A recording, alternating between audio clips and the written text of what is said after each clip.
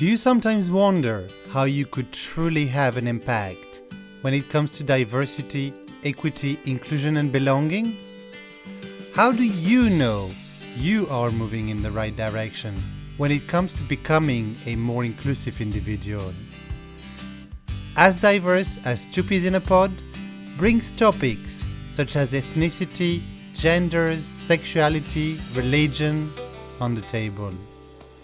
We talk about research and science, but also emotions, feelings, and vulnerability.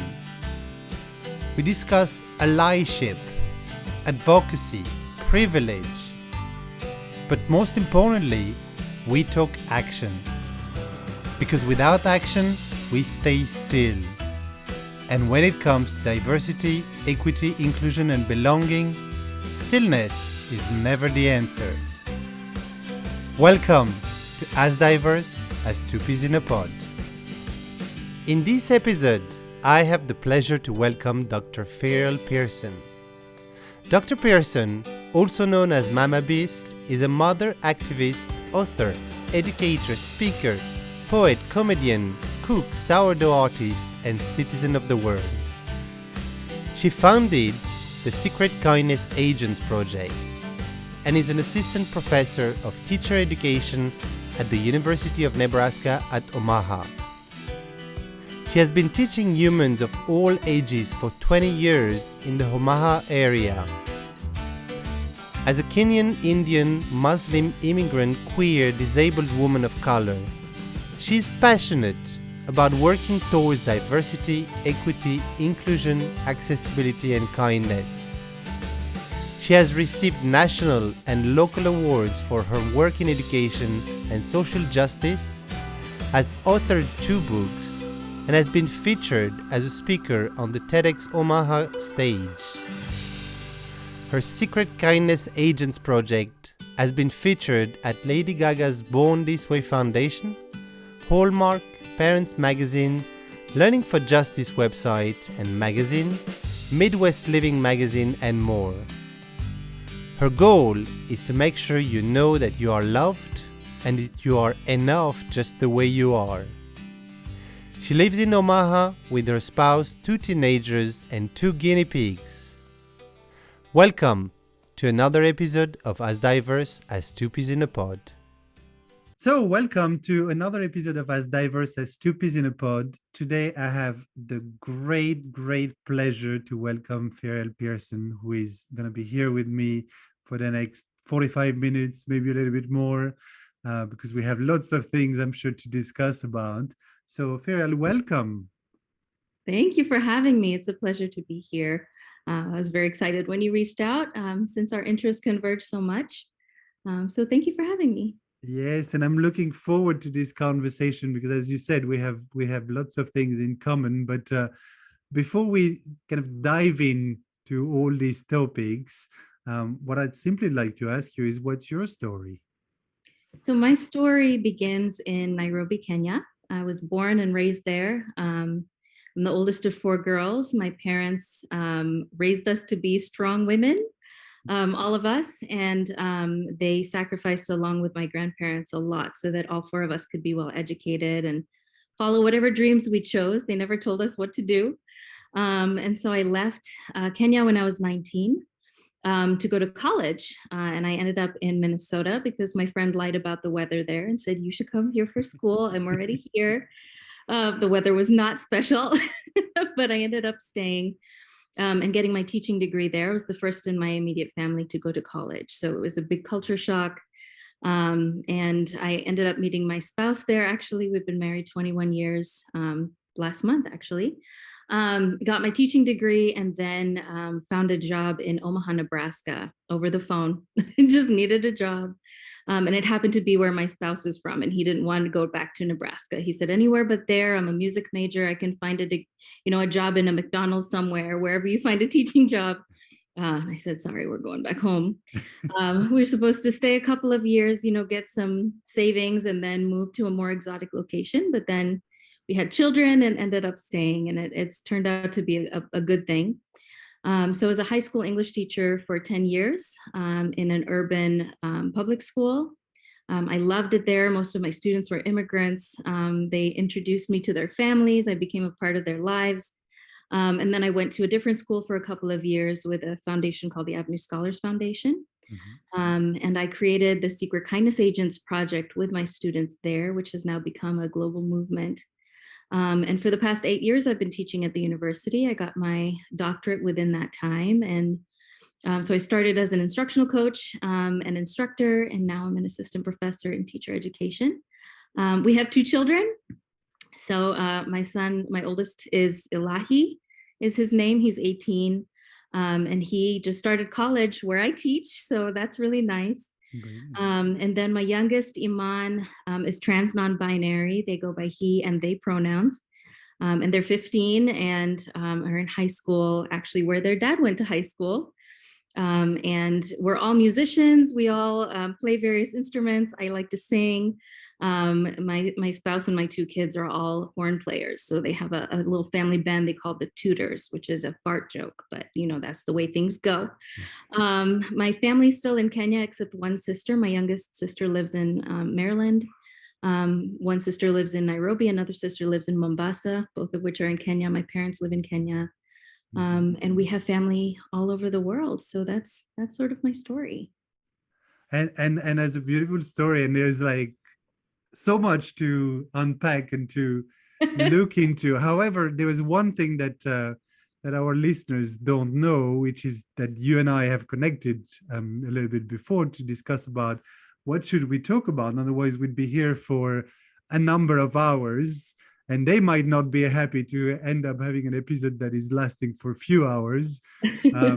And so one of the things we talked about, and one of the topics, as you mentioned, that maybe we have in common was around resilience. And specifically in your case, you mentioned already a little bit about it, that link between kindness and resilience.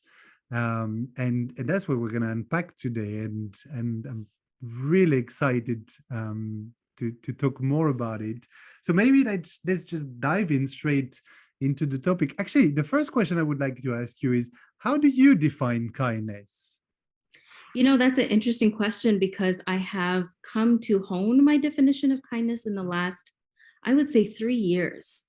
You know, I grew up in a family that was very service oriented. We are Muslim and a part of our faith is service. So we grew up like, I remember my grandparents and my parents saying, if somebody comes to the door, you give them water, you give them something to eat, even if they're your enemy, you know, so they modeled that for us, always making sure that a portion of our earnings were given to those who needed it. Even when we didn't have very much, we still, you know, made sure that we were giving. And we were always having people in and out of our house. It was never just us as family. So we were always housing people and feeding people. And so I thought that that was all that kindness is. And then when I came to the United States, there's a thing called Minnesota nice and Nebraska nice that happens here, where people are very polite and nice. But what that means to me sometimes is that they refuse to confront injustice because they don't think that's nice. And when I speak up about injustice, which is something that I've done for more than 20 years now, I get attacked by those people and they say, you're supposed to be the kindness lady. That's not kind, you know, to bring up these divisive issues and to put people on blast if they're being racist. That's not very nice. And so to me, kindness is not the same as niceness or politeness. Kindness is doing the right thing, right? When someone is being hurt, when someone is being harmed in some way, to speak up, to not turn the other way and pretend it's not happening, sweep issues under the rug. That is not kindness to me. And so in the last 2 years, I've personally experienced a couple of hate crimes here in Nebraska.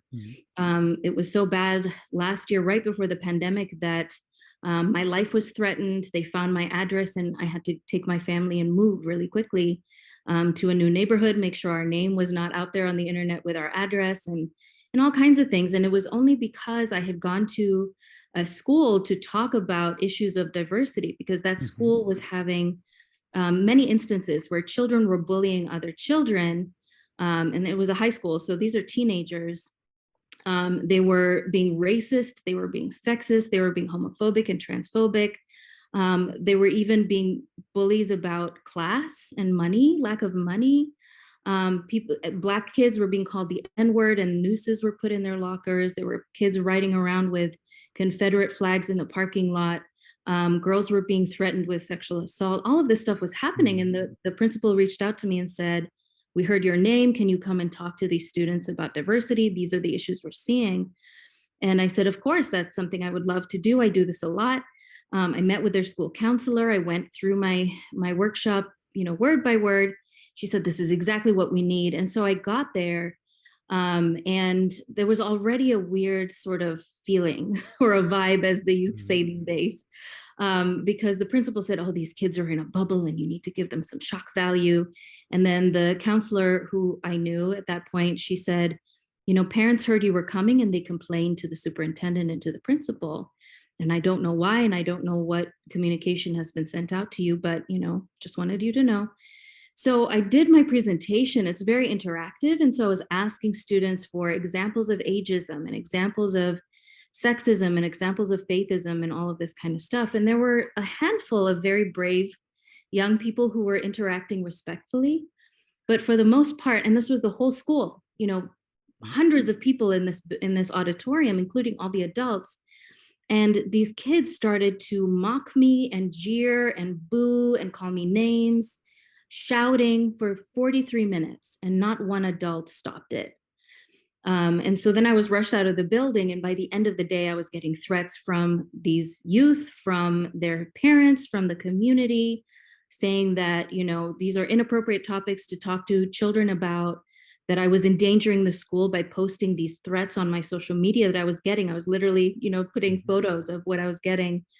I was, contacted by police saying, "We've been hearing about these threats. Do you want to do anything about it?" I had to have a police escort at an event I was speaking at the next day at the museum, because they got calls and said, "We don't think you're safe," And so then I found out the principal had sent a letter home saying she was supposed to come talk about kindness, but she pivoted and instead talked about racism and all the other isms. So he threw me under the bus, right? And at the same time, I was thinking, but that is kindness. Because part of my talk was asking the students, do you want to be a good friend? Do you want to be an ally to the people who are around you, right? And met with silence. But that was a part of what I was doing, was how can you be a good friend if you don't truly accept and love everybody for who they are in their entirety, that they don't have to mute a piece of their identity to be around you, right? So allyship to me is kindness, making sure that you are making sure that the people around you are comfortable, are safe, are respected, feel like they have dignity and acceptance. And so again, that kind of shifted that, or honed more, I should say, my definition of kindness is, it is speaking up about that. It is talking about when people are hurt.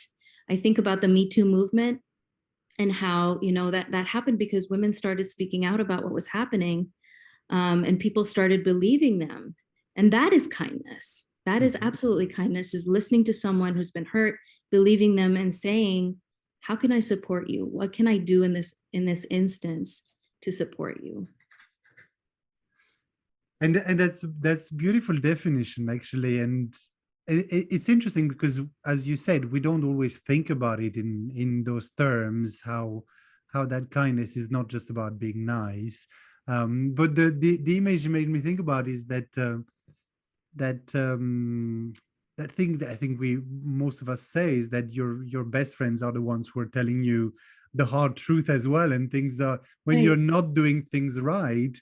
And it's exactly what I was thinking when you were saying that. It's like being kind to someone is not indeed just being nice. It's about showing them the things that they should do differently and they should work on, or whatever it might be, that would enable them to become a better person and themselves to pass on that kindness.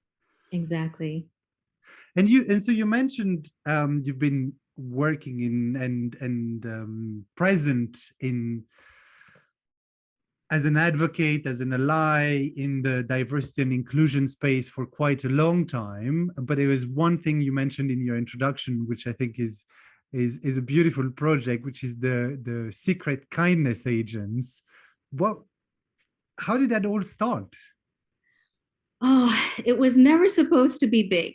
It was supposed to be a secret. So it actually started in 2012.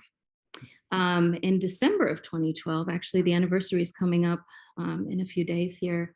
December 14th of 2012, my friend Jennifer's daughter was killed at her school. She was 6 years old. Her name was Aviel. And she went to Sandy Hook Elementary in Newton, Connecticut, which, was the first time that we had ever seen in the United States children being targeted by a mass shooter. Mm-hmm. Small children, we'd seen it at high schools, maybe some middle schools, but we'd never seen this happen with little ones. And at the time, my youngest was 6, same age as Avi and the other children. My oldest was 9. And I was shaken badly by it. I'm not a stranger to gun violence, unfortunately, but this hit me in a different way. Mm-hmm. And I think it was because it was the first time as a parent, I was terrified for my own children's safety, right? Mm-hmm. I was a mess. I was on the couch. I was under a blanket with my children. I said, nobody's going anywhere ever again. Amazon delivers everything, like we're just going to stay here. I'm not a fan of Amazon. Let's just be clear about that. But the children wanted to know. They said, Mom, what's going on? Why are you this way? Because I'm usually a very optimistic, positive person. And so I had to tell my children about Sandy Hook. And of course, they wanted to know why. It's children's favorite word, right? Why? Why would somebody murder children? Why would somebody murder teachers who are some of the best people in the world? Why would they do that? And I said, I don't know. Why do you think the shooter did what he did? And my son said, Mom, people bully me every day because, I have a different name, or because my mom looks different than other moms here, or because of my asthma, or because I'm a nerd. He's given me permission to tell everybody he's a nerd. We're a family of nerds. So he says, because of my inhaler or my asthma, or I like science and all of this, people pick on me. And when they do that, I get this icky feeling inside me and I want to be mean back. So maybe that's why the shooter did what he did. Maybe people were mean to him and he had that icky feeling. And I said, okay, but you're in 3rd grade and you've never been in trouble at school before. So how do you explain that? You weren't mean back. He said, because at the last minute, people are nice to me. They're kind to me. And then that feeling goes away enough that I don't feel like being mean anymore. He didn't say it goes away completely, but he said it goes away enough that I don't feel like being mean anymore. And so my youngest, Iman, was listening to their brother and said, Mama, what if people had been kind to the shooter every day of his life, from the minute he was born, every minute of every day after that? Maybe he wouldn't have done what he did. And I'll be honest, I'm obsessed with serial killers. Like, I watch all the shows, I listen to the podcasts, I read all the books, and I don't think that, opening the door for Ted Bundy will stop him killing serially or anything, but I had to gain some sort of control. And, when we're talking about resilience, I wasn't feeling very resilient at that point. And I needed to go back to teach my high school students in the January term when it was starting, because this was over winter break. And because I need my students and they need me, right? We are a family. That's just the way I approach my students. They're my non-biological children.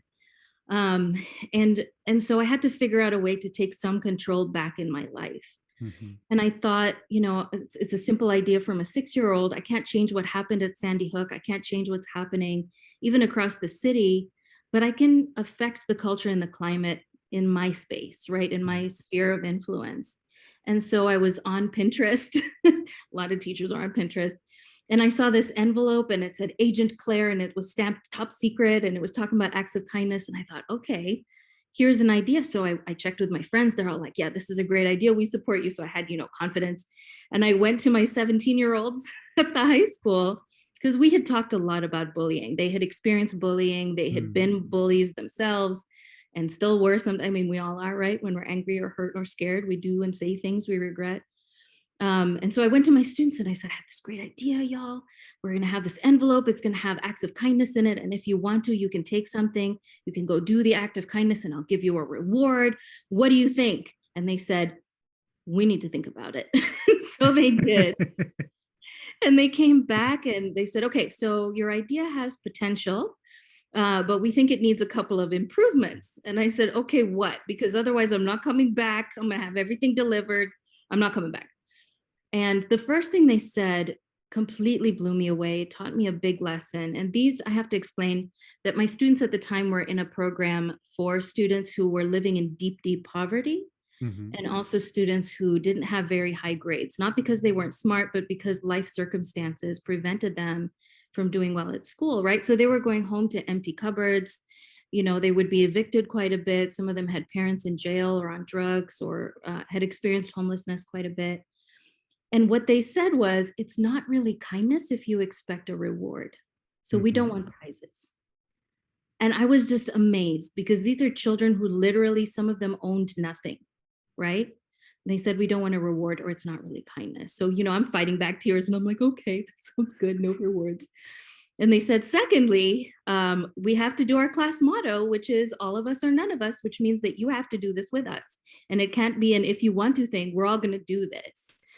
And so that motto actually came from a lesson that I learned when I was in teaching college in Minnesota. Gandhi, we all know who Gandhi is, but his grandson, Arun Gandhi, came to our college as a guest speaker. And he told a story that affected the way that I teach, affected the way that I parent. He told a story of a family that had a little boy who was diabetic. And the child would not stop eating sugar. He was hoarding all the candy. He wouldn't stop eating sugar. And this was very dangerous. And the parents just couldn't convince him. So he took him to Gandhi, and Gandhi talked to him for a few minutes. And the boy said, okay, no, I'm not going to have that much sugar anymore. And the parents asked, what did you say to him? And Gandhi said, well, I told him that he wasn't alone in this, that I would also stop eating so much sugar with him. And that taught me a really important lesson. And I feel like this relates to kindness as well, in that when we ask somebody to do something, if we're not willing to be in it with them, then it shows them that that's not truly something that's important to us. And so that became my motto in parenting and teaching, was all of us or none of us. If I'm asking my students to write an essay, I'm going to write one too. If I ask them to clean up the classroom, I'm right there with them. If we go do a service assignment in the community, then I have to do it too. So the students reminded me, and they said, you too.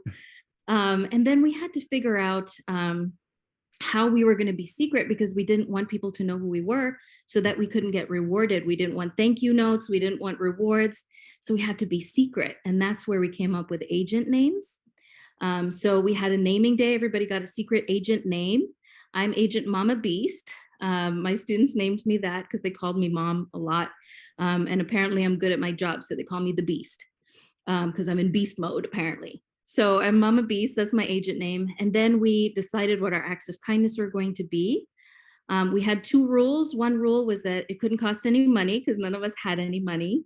And that taught us a huge lesson about how, when we think about kindness a lot in society, people think about charitable donations, right? I'm going to donate money here. I'm going to buy coffee for this person. We don't think about how it just takes our humanity to be kind. It takes smiling at somebody, or sitting with someone who's lonely, or opening the door for someone, or helping someone with a heavy load. That's true kindness. And so we really had to push ourselves to think about, what can we do that doesn't cost any money?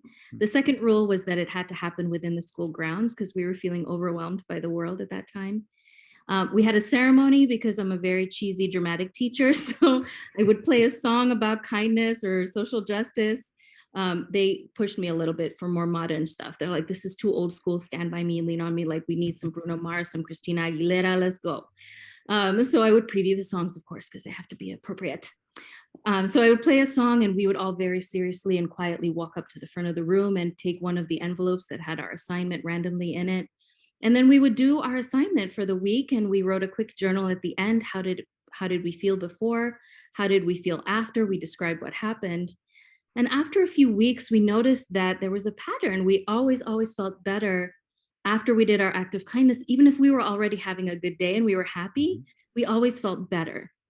And so the students got addicted to the project, and they started doing extra acts of kindness. They did things at home and in the neighborhood. They were doing really strange and funny things. One child was following people home and depositing a gift care basket on their doorstep secretly. Another one was mowing people's grass at night in his high-heeled shoes and his feather boa.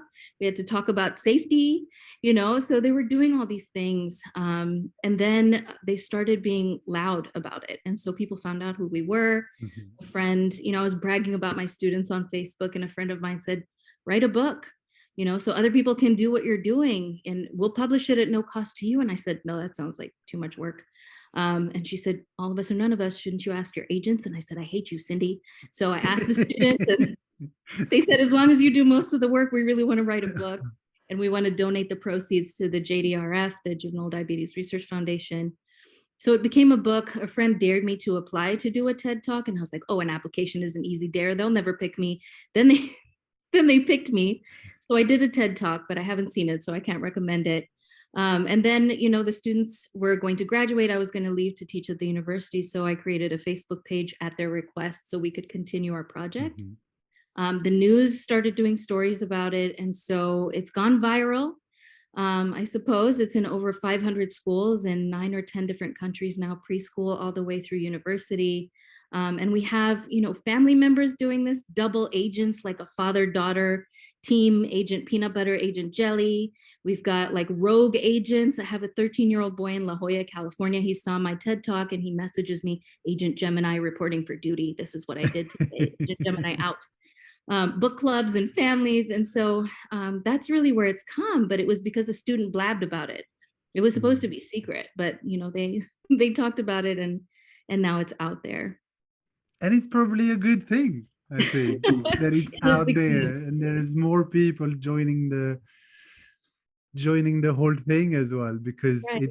it's such a beautiful thing. And I think what I found very interesting, because we said we would be talking about kindness and resilience and how it makes you more resilient, but actually the whole story started with the story of resilience, actually, Right. because it starts with that adversity and that trauma and that challenge that happened 2012, I believe Yes, if I remember well, yes, 2012. And from there, how do we come out of that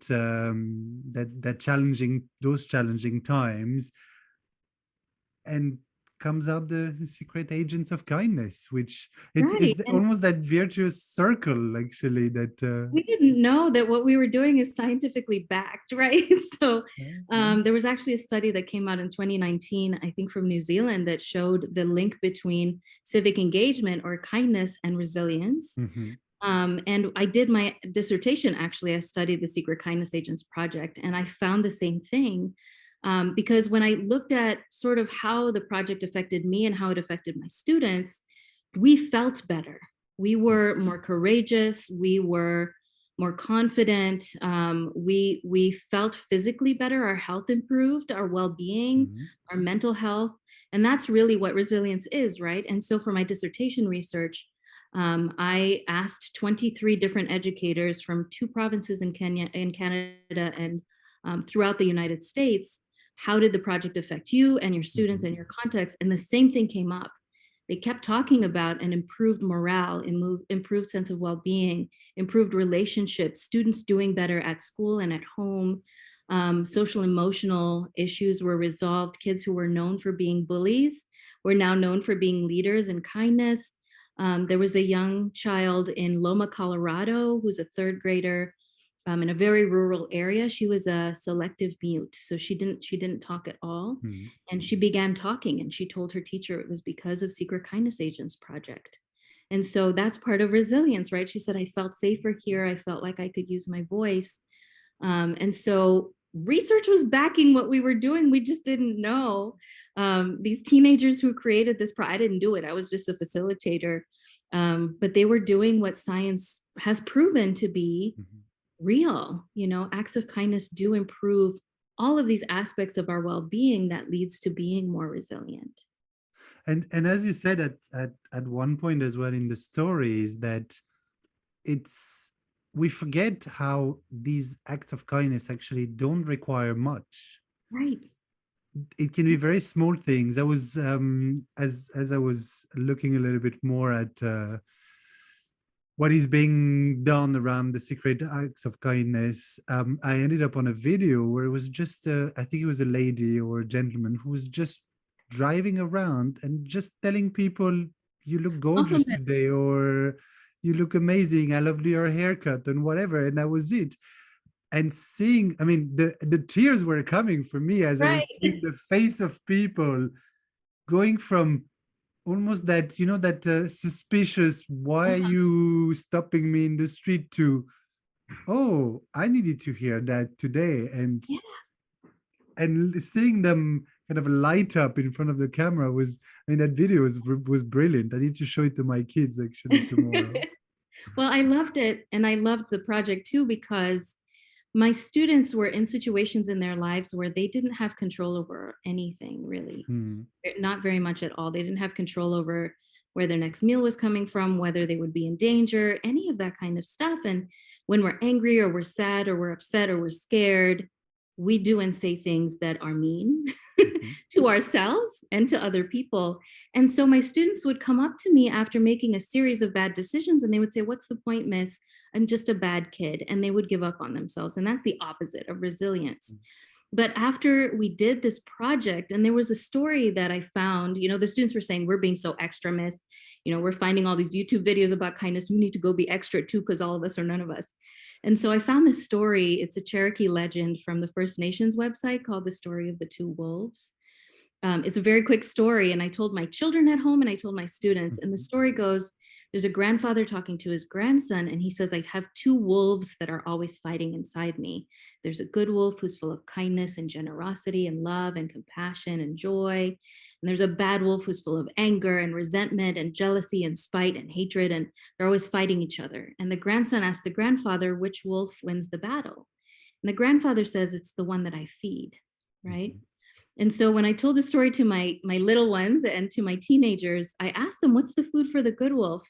And they both said, "It's when you're kind to people," right? When you include people, when you compliment someone, when you hold somebody's hand when they're hurting, then you're feeding the good wolf. And I said, "Okay, so if I'm really kind to Julian, am I feeding his good wolf or my good wolf?" And they said both, because Julian feels better and I feel better.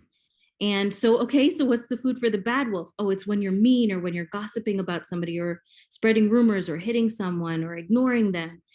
They feel bad, so their bad wolf is getting stronger, and then you'll feel bad about yourself and your bad wolf gets stronger. And so we realized through this conversation, because we have this myth in society, right? I asked my students, "How many of you have heard a grown-up say, 'Oh, these are really good people, that's a good person'?" And everybody raised their hands. And I said, "How many of you have heard the opposite? They say, 'Oh, that's a bad person, those are bad people, stay away from them.'" Everybody raised their hand. And I said, "Okay, well, how many of you are truly good people? 100% good, you've never done anything bad." Nobody raised their hand. I said, "What about the opposite? How many of you are 100% bad, you've never done anything good in your life, you've never smiled at anybody, nothing?" Nobody raised their hand. And I said, "Look, society is lying to us. There's no such thing as a good person or a bad person, because we have both wolves all the time.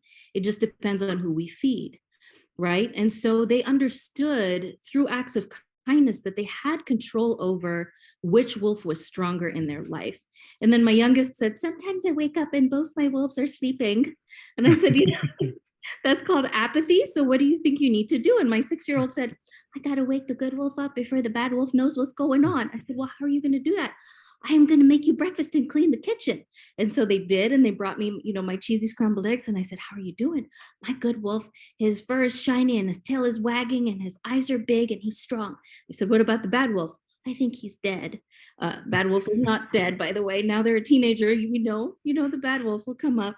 But also the children who would tell me, "What's the point? I'm just a bad kid," they weren't doing that anymore. I remember one student, he came to my classroom and he was like, and I was like, "What are you doing?" He's like, "I'm smiling at you. Okay, my bad wolf is really strong. I'm trying to wake the good wolf up. This is an act of kindness." I was like, "No, you're baring your teeth. You're not smiling." And he said, "I need to clean up your classroom right now." And so he did, and then he said, "Okay, I feel better now. I feel like my good wolf is stronger." He didn't give up on himself. And that is also resilience, right? Is when we understand that even at our worst, there's still that good wolf inside us, that we can still turn things around. There was a teacher who did the project with some young people, and she had an elementary school age child who was in her behavior program because she was lashing out verbally and physically at school. It was just her and mom at home, and mom was dying of breast cancer. So understandably, she was very angry all the time. And so she said she did the secret kindness agents. This agent's name is Agent G Baby Believe, this little girl. And she said she was lashing out, she was hitting, she was screaming, she was kicking, and she called her by her secret agent name, and her behavior changed immediately.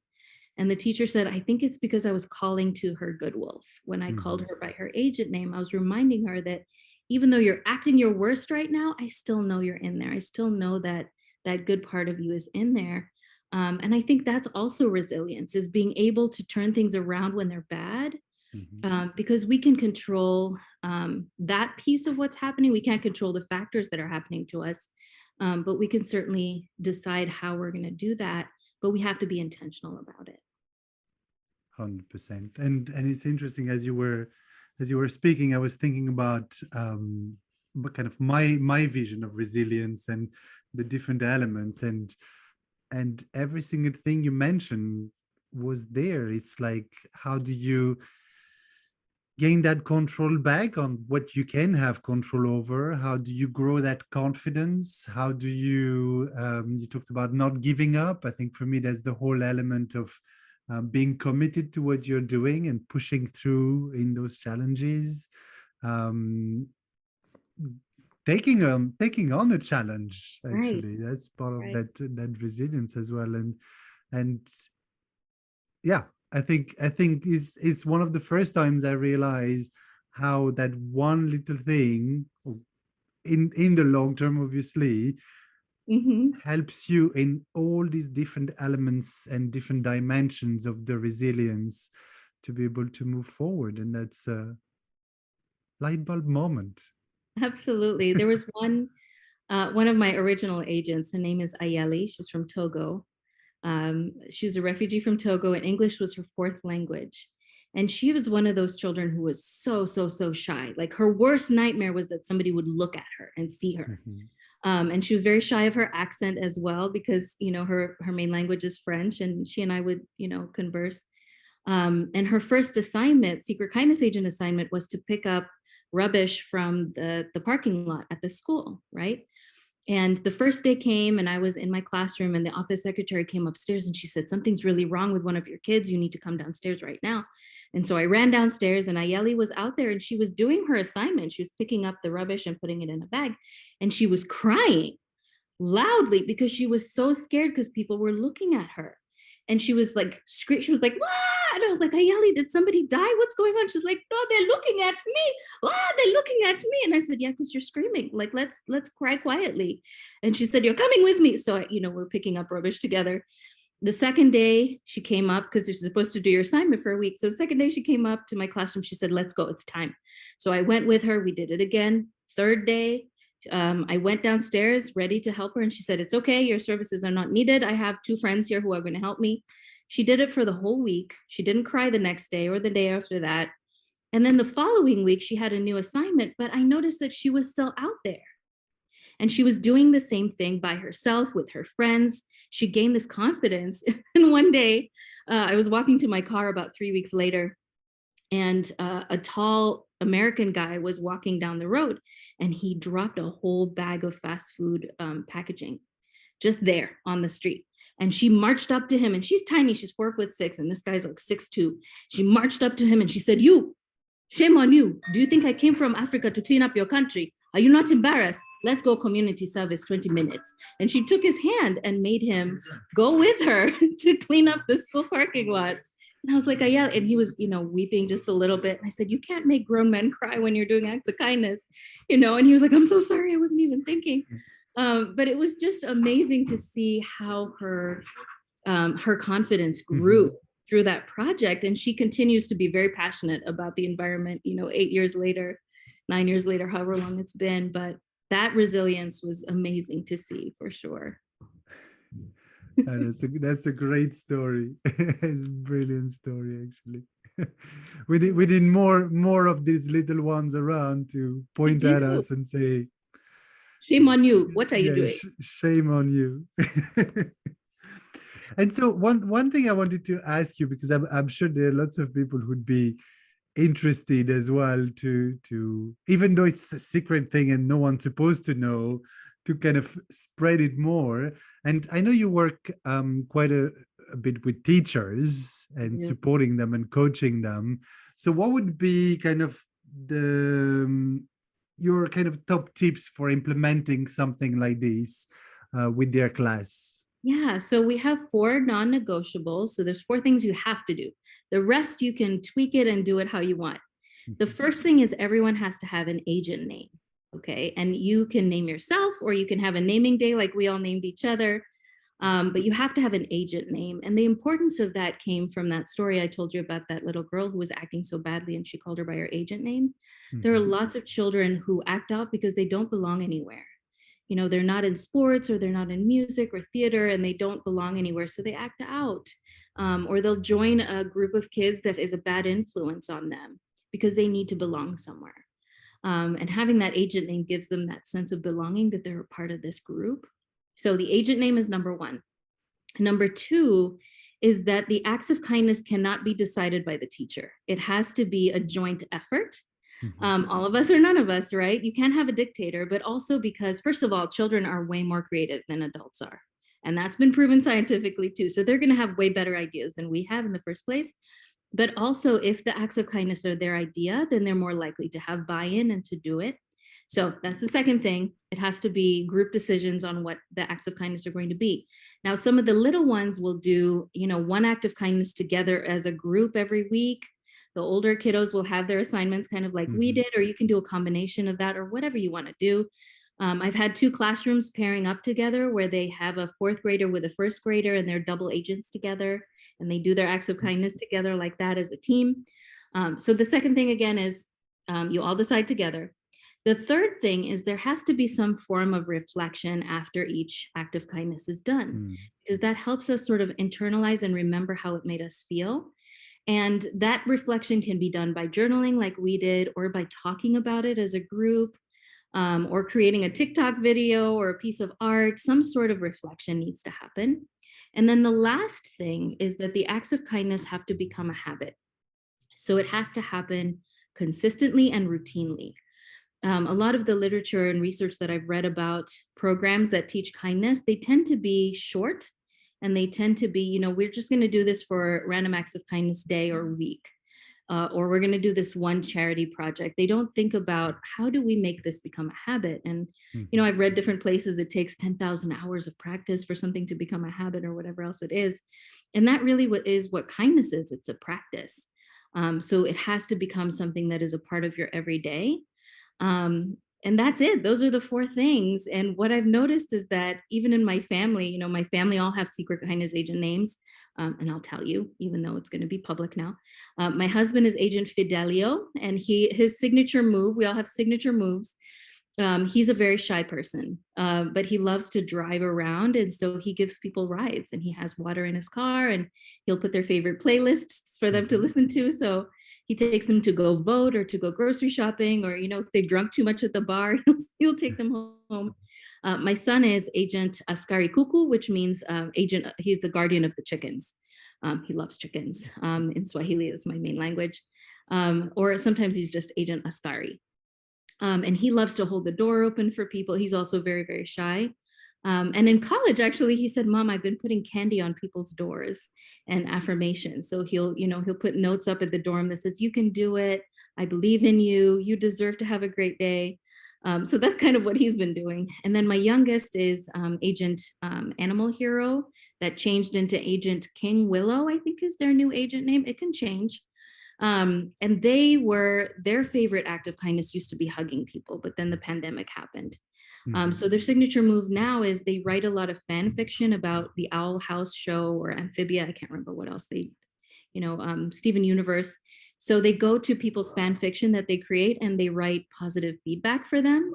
So they leave affirmations on people's content on social media. And I love to cook. So that's what I do, is I find out who needs food, and I just make a lot of food, and then I send it to them.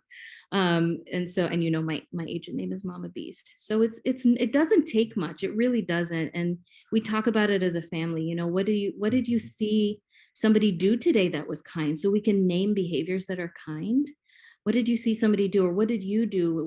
What chance did you have that missed you today that you will do better at next time? So yeah, that's how to do it. It's pretty easy. It doesn't take effort. It doesn't take money. It doesn't take resources. It just takes your own humanity. Amazing. So 4 steps, if I remember well. Let's see if I can remember them all. Okay, you can do it. I Step, believe in you. step number 1, everybody needs a secret agent name. Yes. Step number 2, we all decide together what are the acts of kindness. Step number 3, an important one, definitely, we need to reflect on after every act of kindness. Yes. And step number 4, we need to make it a habit. So it needs to be something that is recurrent, comes back longer term, Yeah. so we can really change Got it. that habit and have that practice of Yes. being kinder without even thinking about it. Exactly. And, with classrooms, it usually happens once a week, but, with my family and me, we find that we're looking for an opportunity every day, and it's a win-win situation because we feel better, as well as helping somebody out. That's just a side benefit, but I feel better, and more in control of my life when I do those acts of kindness. For sure. Yeah.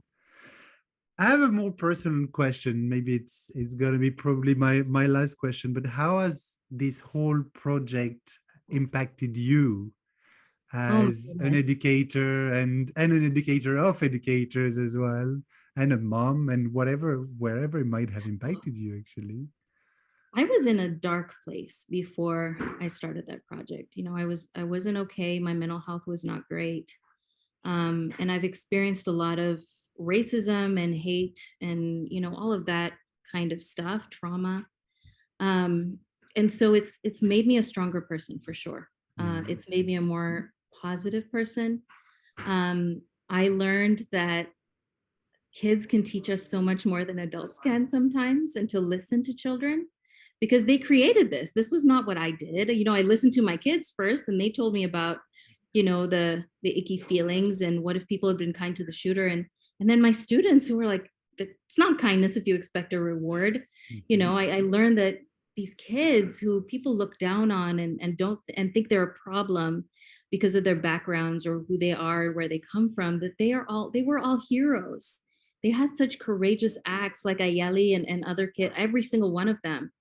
I learned that we can learn something from everybody that we meet, and that we shouldn't write people off because they're doing something that we disapprove of, or they're doing something that's hurting someone else.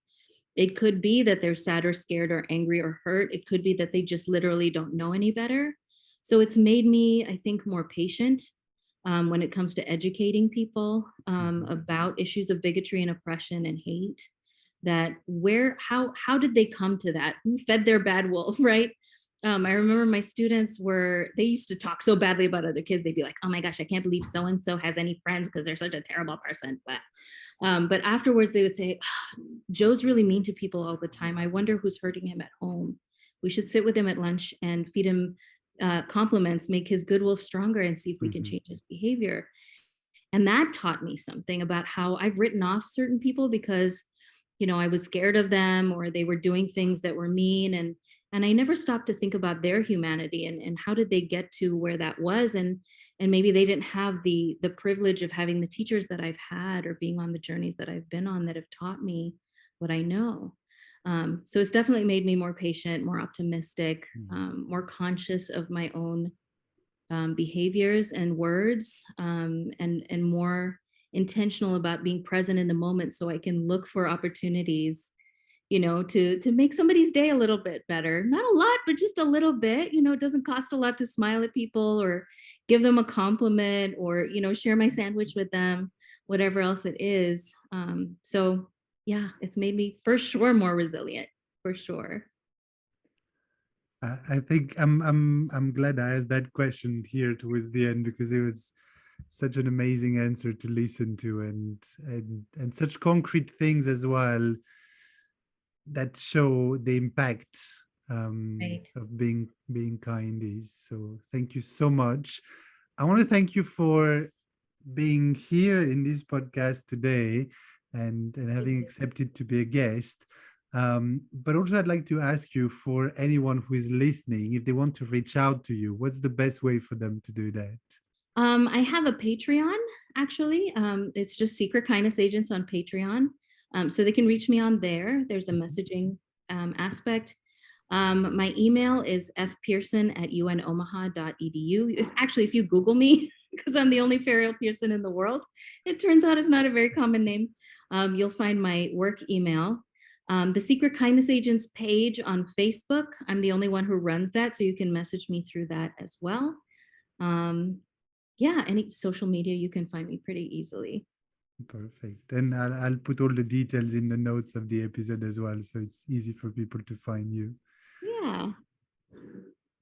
Ferial, thank you so much again. I mean, I was looking forward to this episode, and I'm coming out of it even more excited than I was before, without necessarily any expectations.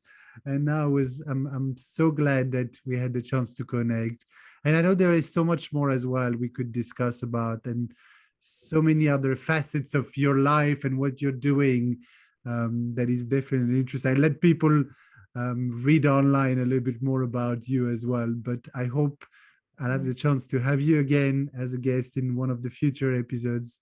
So again, thank you so much for being here.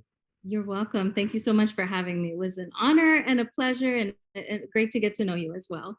Thank you so much for listening. If you enjoyed this episode and you'd like to help support the podcast, please share it with others, post about it on social media, or leave a rating and review. We'd love to hear from you. To catch all the latest from us, you can follow us on Instagram, Facebook, or YouTube at As Diverse as Two Peas in a Pod. Thanks again, and I'll see you next time.